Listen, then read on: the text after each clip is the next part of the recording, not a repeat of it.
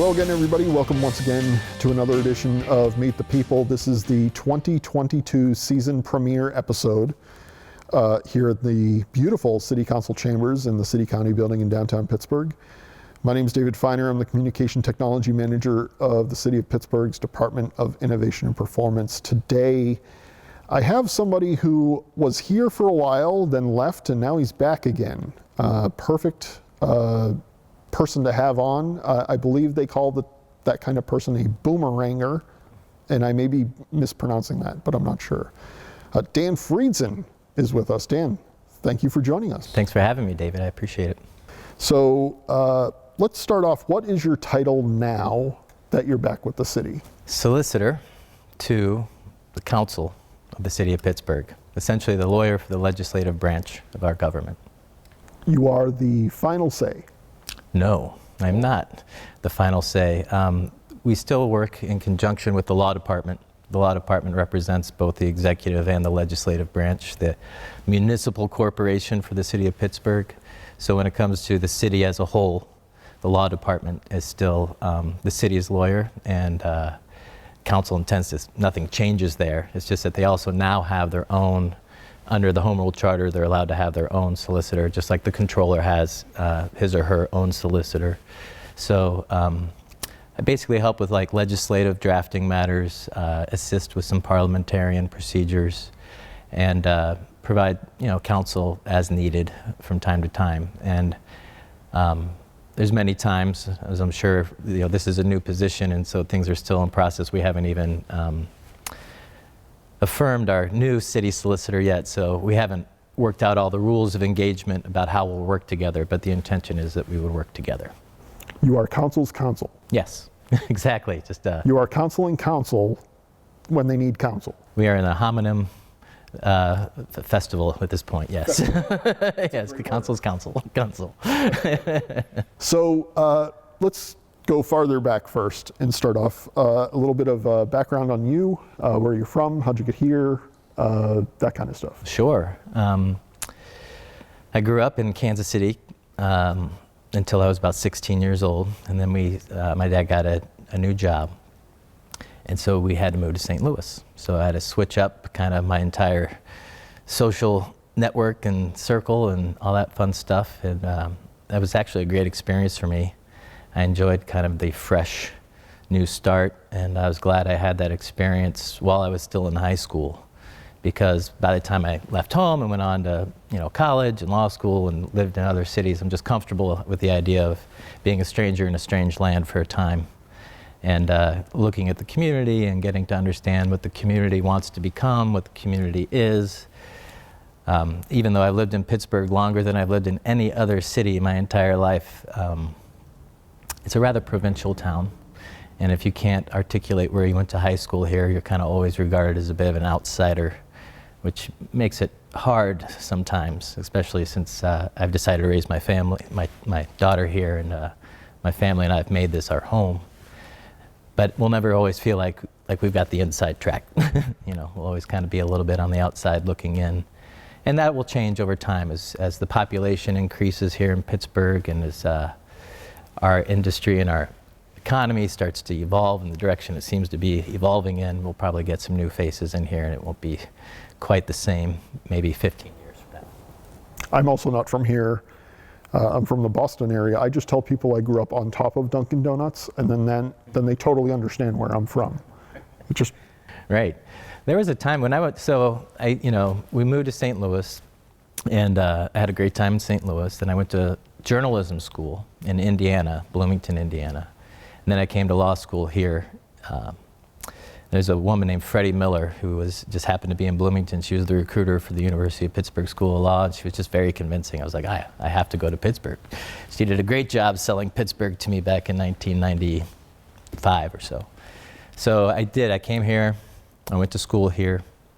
I lived in Wilkinsburg, and I started to get involved in community development while I was in law school in Wilkinsburg. I was working with my landlord about, tax abatement programs, and we were dealing with open air drug traffic markets on Penn Avenue at the time.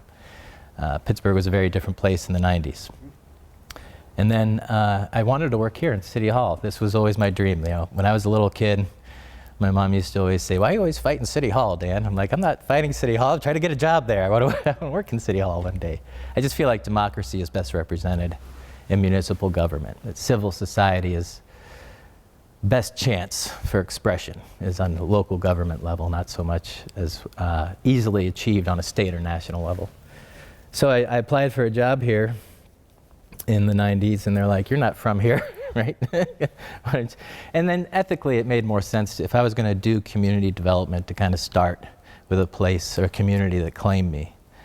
Because I'd moved around so much, there weren't a lot of communities that claimed me as their own, but St. Louis has definitely claimed me as their own. So I went back to St. Louis and started my career there. And I was really interested in home ownership. I was interested in wealth transfer in the African American and refugee communities in St. Louis. I had a business partner who was like, "We should do this program called With Ownership Wealth," and the Black Caucus was funding it, the National Black Caucus. And he's like, "You're going on the road. We're going to send you all over America, and you're going to talk to law schools and convince them that they should provide legal services for free to homeowners so that they can keep the family home or pass the legacy on to other generations." So it was in that tour to America that I was in Pittsburgh again at my alma mater, being like, "Would you guys hire me as a consultant? I'll set you up with a law clinic." And they're like, "We don't do consultants, but we do law professors." So I applied for a national search. I applied for the job. I had to raise my own money for the clinic. And then I had to apply for my job again after I secured the money. And won my job both times. And I did that for 6 years. So my job here, initially what brought me back to Pittsburgh, was this opportunity to make my alma mater a better place, that provide clinical, legal, real-life experience, developing lawyering skills, having clients, talking to clients, consulting clients, doing client work. So, and it was free. So as you can imagine, we were busy. And the class was always full. I did that for about 6 years. And then I just decided that I wasn't growing enough as a person doing the same thing kind of over and over again.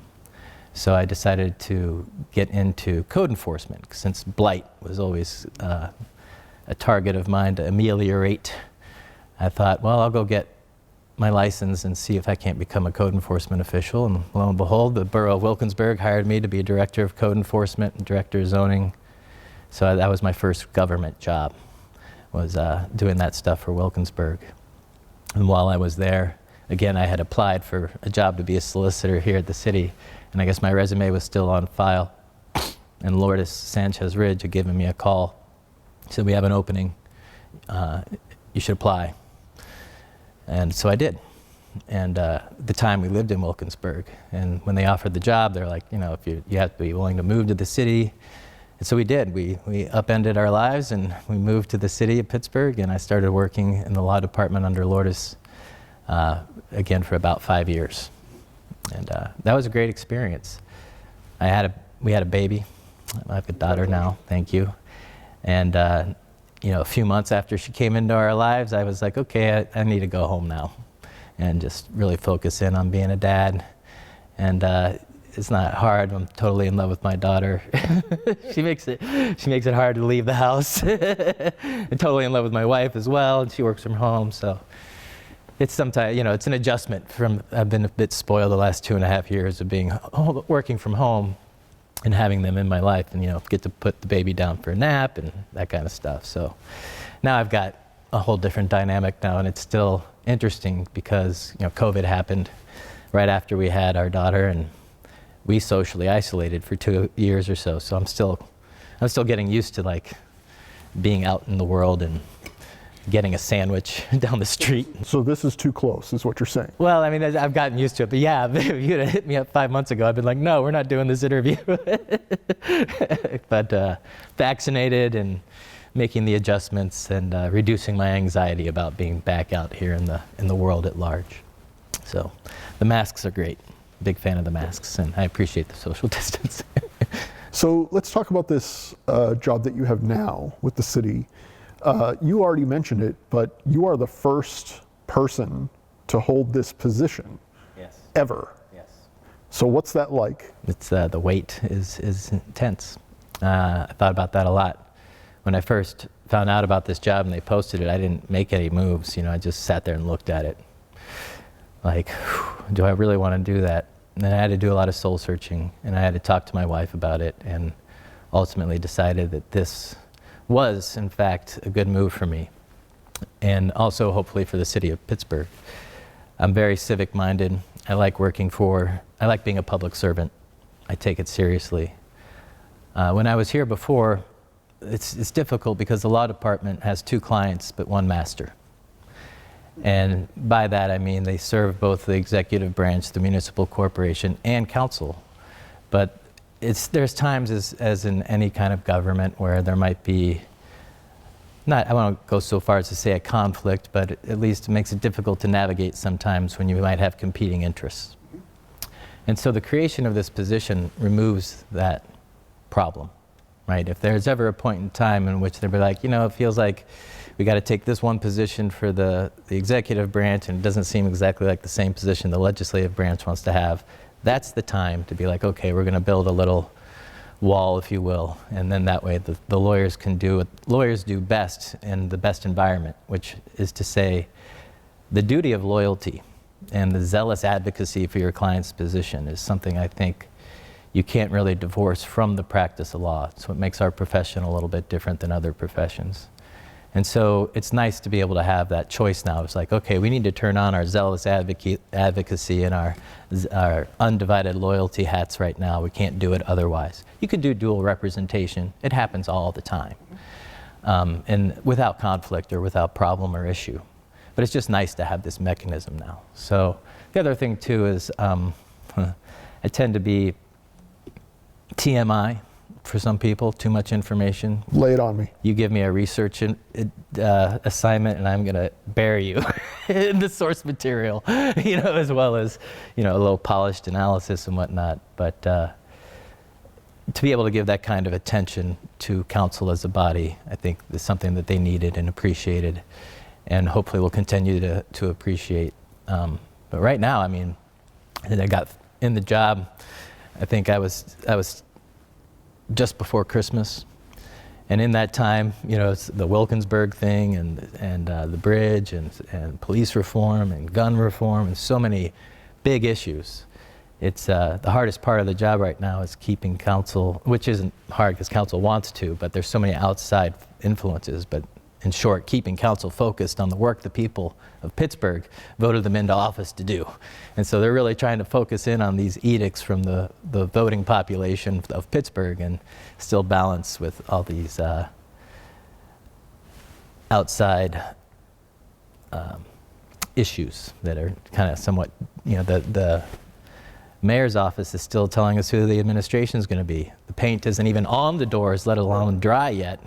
And we're being asked to do all of these hugely responsible tasks that would require a lot of coordination and information. And it's just, what do you want from us right now? Can we get our mayor established and all the heads of the offices appointed and give us a chance to meet and talk and figure out the executive branch's agenda, the legislative branch's agenda, and then come to us with the extra stuff you'd like us to consider. But as it is, the cart's before the horse right now, and they're all out of the barn, and so it's just staying on top of all that is exhausting.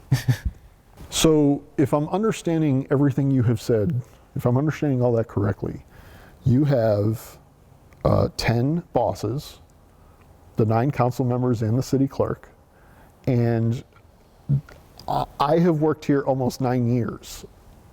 So I work very closely with both city council and the city clerk's office. So in the short time that you've been back, have you had an instance already where you are getting 10 different directions? Well, I would argue that I have 12 clients. Oh. The number 1 client is the citizens of Pittsburgh. Okay. That's all of our bosses. The number 2 is council as a body. Okay. And so council as a body is kind of like its own entity. And then there's the 9 council people. And the clerk and the budget director too matter a great deal. Their input is tantamount. So it's a lot, but when I was in private practice, I used to have these personal goals of I want 10 clients, no more than 10 clients. Like 10 clients is my wheelhouse. That's a good number for me. So 10 to 12 is still a good number for me. So it's not an overwhelming amount for my attention. Each of them have their own constituencies, right? Each of them has their own concerns. It's different than the other. Each of them ran on various different issues, and so helping them remain fidel or to have integrity with their constituency is one of the things that I also try to provide for them. I have standing meetings with anybody who wants them so that they can always feel like they have access to legal counsel. It could be something as simple as, this constituent wants to know a resource and just resourcing constituents. Because I have been in public service for as long as I have and wearing so many different hats. Like when I was at the university, my job was to provide economic development for the 10 county-wide region. No small feat. But in the course of doing that for 6 years, I've developed quite a library in Rolodex, to use a really old term. Rolodex was the way we used to keep track of people's names and phone numbers. Some people still do. Right. I still use a Franklin planner. In any event, I've developed a lot of resources and have the ability to help resource both government officials and individuals. So it's nice to be the inward-facing counselor to a body of government that really cares about constituency services, that is here full-time, 24 hours a day, 7 days a week, 365. Responding to citizen complaints, probably the number one thing that they have to do, right? But also trying to solve those problems and work together. People think that the city has more power than it actually does. The state is sovereign. The county is an arm of the state. It has some sovereignty. The municipalities kind of not as much. So it's how do you effectuate the civil society, that the voters demand of our government, and balance that with the checks and balances of both county, state, federal government. So the need for this position is definitely there, right? I mean, council has rulemaking powers, and they've been loath to use them in the past. Part of that's because of Act 47. Part of that is just culture of Pittsburgh and kind of letting the mayor, since Tom Murphy forward, do what the mayor needs to do to right our economy. And so even I look at this group of, and I remember I've been following them since the 90s. They got us out of Act 47. I think everybody's home values have gone up, for better or for worse. There's more plans in place to turn around the vacant property, which is near and dear to my heart. There's been more inclusion. They've been making progress. So one of the reasons I love Pittsburgh now is you can see the progress. It's difficult when you're just looking within the lens of maybe 5 years. Right. But when you scope it out and you think about what Lawrenceville looked like in 1991, when Ray Azteca was pretty much the only real business going on in Lawrenceville, and like alley cats and heroin addicts, it's sad, but that was the major population in Lawrenceville. You look at it now and you think you're in like Little Brooklyn, right? So even though that's been 20, 30 years in the making, the impact is still immediate, and there's still things that are being resolved as a result of that kind of growth. So it's difficult. You got to balance growth with the social safety net. Part of your job, as my staff and I have seen in the short time you've been back, is that you are now attending all the city council meetings. Yeah. Yes. So I have often told people that my staff and I are the only ones who attend every single city council meeting. What have you learned? What is the one thing you have learned in your short time back that you didn't expect to learn by attending all these meetings? Oh, that's a good question. I mean, I'll tell you, the biggest surprise to me, and this shouldn't be a surprise, I just wasn't expecting it, was there's a higher level of empathy going on in the hearts of council than it seems apparent just watching, these meetings. They really do care, and they take the concerns of the constituency to heart more than I anticipated. And you don't really get to see all that play out. I know there's things that they would like to say and share more than they actually do. And so that to me is probably the biggest surprise, is they don't utilize that as a pulpit to make themselves look good. And during the interview for this job, they asked me if I had any criticisms for them, which I was, amazed at that bold question. But I was like, your self-care routine could use some improvement. It's a hard job. It's a thankless job. Rarely does anybody ever say, hey, good job, thank you for your undying service. It's usually the opposite. But I had suggested that they get like a PR person or somebody who could speak for them, the way the mayor's office does or other governments do, and have somebody who speaks media and speaks constituency and doesn't necessarily always, speak from the heart. That's interesting. In all the years I've worked here, I've never thought of, yes, the mayor has a communications director or somebody who puts together the media-fied announcement, but the council doesn't. And would that be you at this point? No, I am inward facing. I am, if you're familiar with the Godfather trilogy, me too, like for years, the only two movies I watched was 1 and 2, because. Yeah, 3's not worth watching. But, it had its merits, but it just wasn't for me. But, I'm Tom, right? I am the conciliary for them, to provide counsel for them. I'm not supposed to be outward facing. Do you do the same things for counsel that Tom did? No, no, but if... Okay, because I needed to make sure that was clarified. Well, for clarity, I would if they asked me to, but there's no way they would. There's no way they would ask me to do any of those things, but I absolutely would. Good to know. I am loyal to them, and my job is to protect them, right? That's how I see it. My job is to make sure they have the resources they need to make rules and to do their duties and powers, but also to protect them as to the best of my ability. But at the end of the day, they make their own calls. I provide counsel and suggestions, but they're the ultimate decision makers. I think that's really interesting. I've often said the same thing, is I give my opinion, I offer, they ask questions, I offer my years of experience doing this, and I offer my opinion of what I think they should do, and they either take it or they don't. Right. They're the officers of the municipal corporation. Correct. They have that kind of responsibility. The crown weighs heavy on the head. So do you go, if they don't take your advice, do you go back with all your stress balls and you throw them against the wall, or is it something that you've been doing this long enough that you can understand they just wanted to hear what you had to say and they decided just to go in another direction? Kind of depends on the situation, right? If you're a criminal attorney, right, or a divorce lawyer, there's times where you override your client's wishes because you're doing what's in their best interest because you're in litigation, right? And the lawyer sometimes know how the courtroom works better than the client does, and so you kind of are in a different kind of fiduciary relationship with the client than you are in a corporate counsel situation or being a solicitor to a municipality. Everybody does their job their way, right? My way is to help develop a framework of choices. Because in my mind, freedom is defined by the number of choices you have in a given situation. So if we're in a situation, what I try to do is provide them choices. And as many choices as I can possibly develop, the time will allow.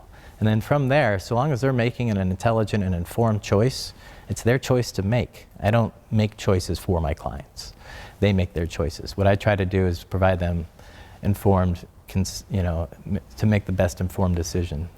Like right now, if I were a bit more paternal, I would tell everybody, be quiet, don't say a word about nothing, until we've had a chance to talk to the law department, or until we've had a chance to coordinate with the mayor's office, until we've had a chance to do responsible process before we respond to things. But it's difficult when you're being bullied and shamed in the media to repress the urge to respond. And so it's difficult for them, and I wouldn't presume how one lives through that particular trauma of being, and that, it's not like emails are coming over and people are saying, hey, look at this, heads up, I'm doing my job so you can do your job. It's like way after the fact, these bombshells are being dropped, and I'm sure it's not gonna be the first or last time that this happens.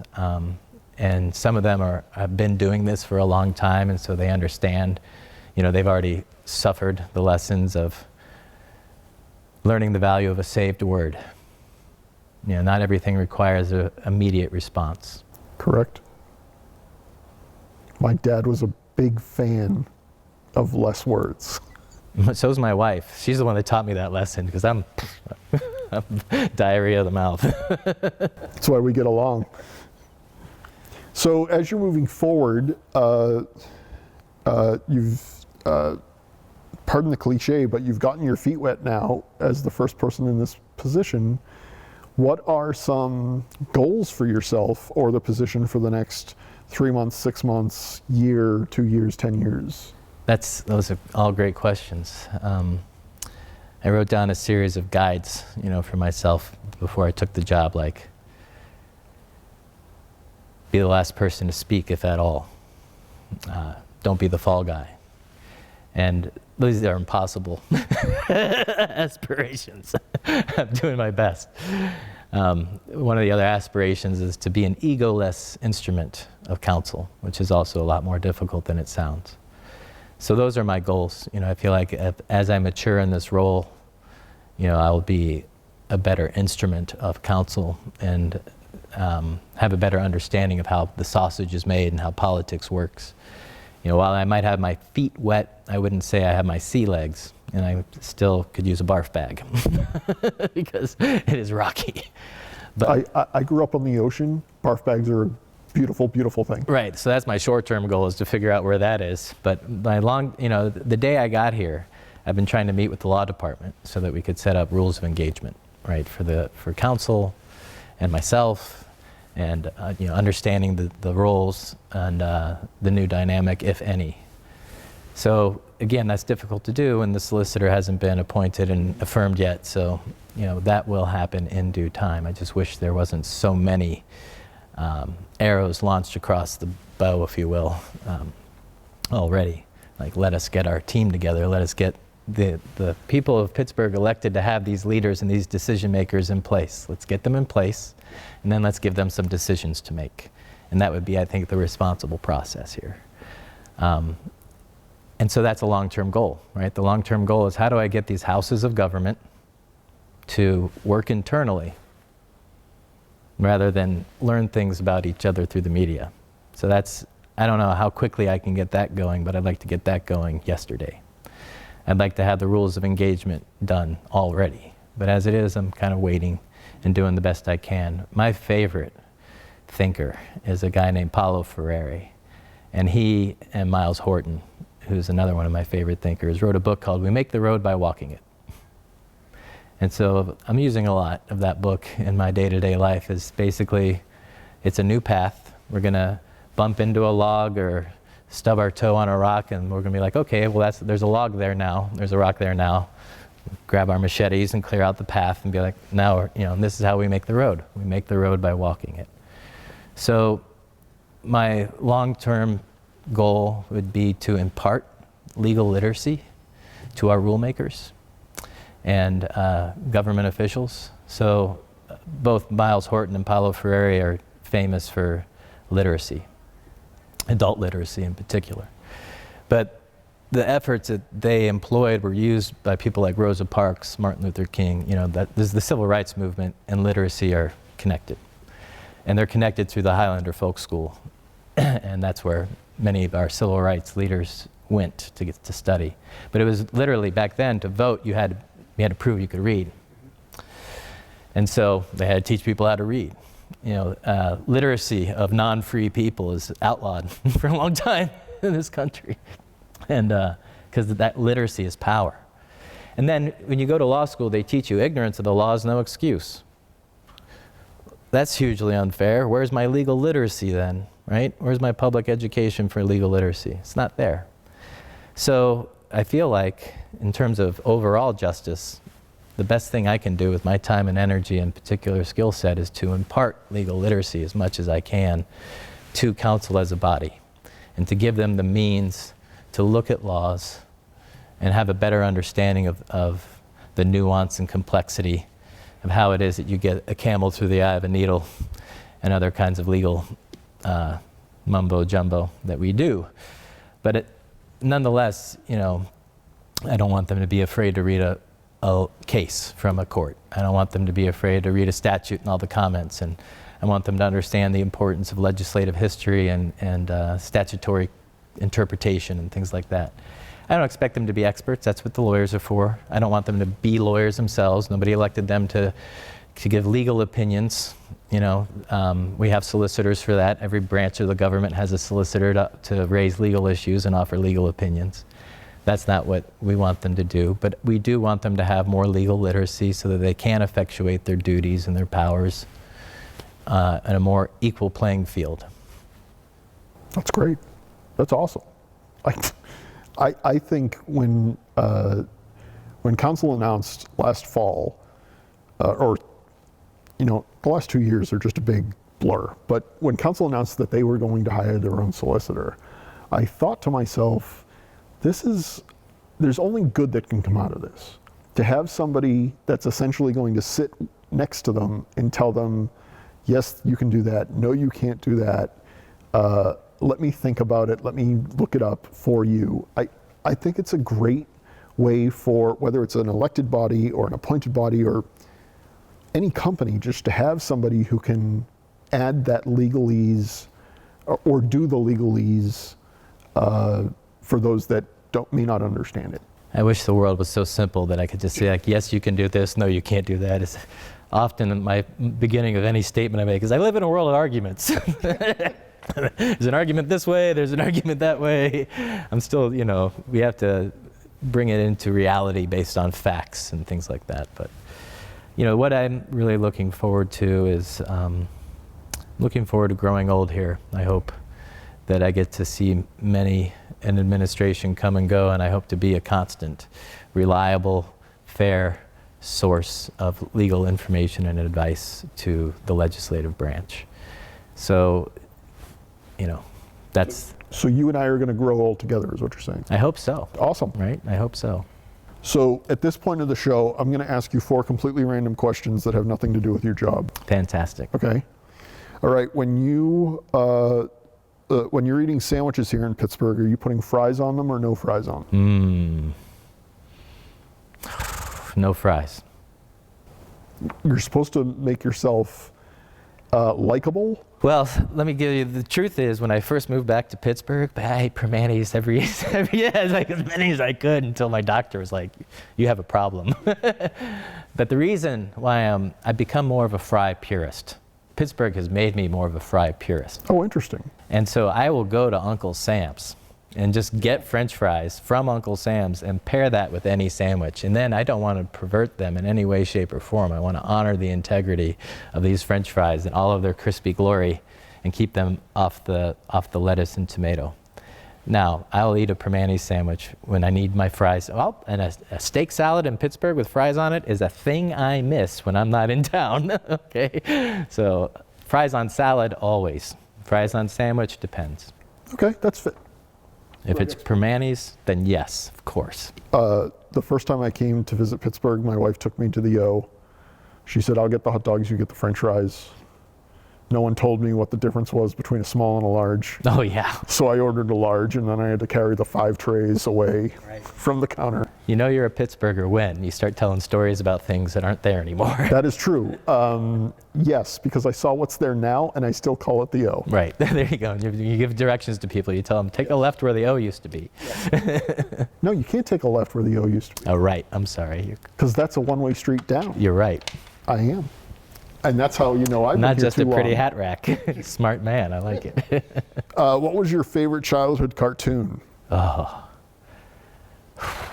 I mean, I relate to the trickster. Okay.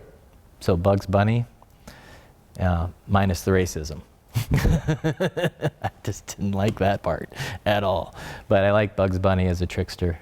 I like the Roadrunner. Those are probably my Saturday morning cartoon. My son is now 10 and a half, and I've shown him some of those Wile E. Coyote and Roadrunner bits. And my son looks at it and says, how does he not know? Like, how does he still fall for that stuff? Oh, yeah, right, exactly, right? It's awesome. Well, my biggest thing is, I wish I had Bugs Bunny's ability to walk underneath a diving board. That was a pretty good trick. Yeah. I always wanted to be Bugs Bunny throwing the baseball 3 times and then rushing over to home plate to swing at the baseball 3 times. Right? I love his nonchalant style of, when Bugs Bunny gets bullied, he just kind of pops up all cool and casual with his carrot. What's up, Doc? Yeah. I appreciate his style. What is your go-to karaoke song? So funny you said that. The courtship of my wife required me to do many a karaoke performance, and I couldn't sing at the time. Boy Named Sue, Johnny Cash. It's my go-to. That is fantastic. That is not a normal karaoke song. I like that. That's excellent. Good. What is the strangest fact you have stuck in your head? The strangest fact I have stuck in my head. Law or not law, or random bit of information that you bring out at parties and... Oh, okay. Well, I'm the Dan that talks about blockchain. You might have heard of us. We are out here in the world. I was bitten by the blockchain bug a couple of years ago, and so I would say I probably know an annoying amount about blockchain, and am excited to share it with anybody who gives me an excuse to talk about it. That's fair. That's fair. I talk about the 1986 Boston Red Sox a lot. Oh, yeah. No, nobody else seems to care about it. For me, it's about the history of money. I am a crazy aficionado. Like, I am obsessed with the history of money. One of my favorite books is Creature from Jekyll Island.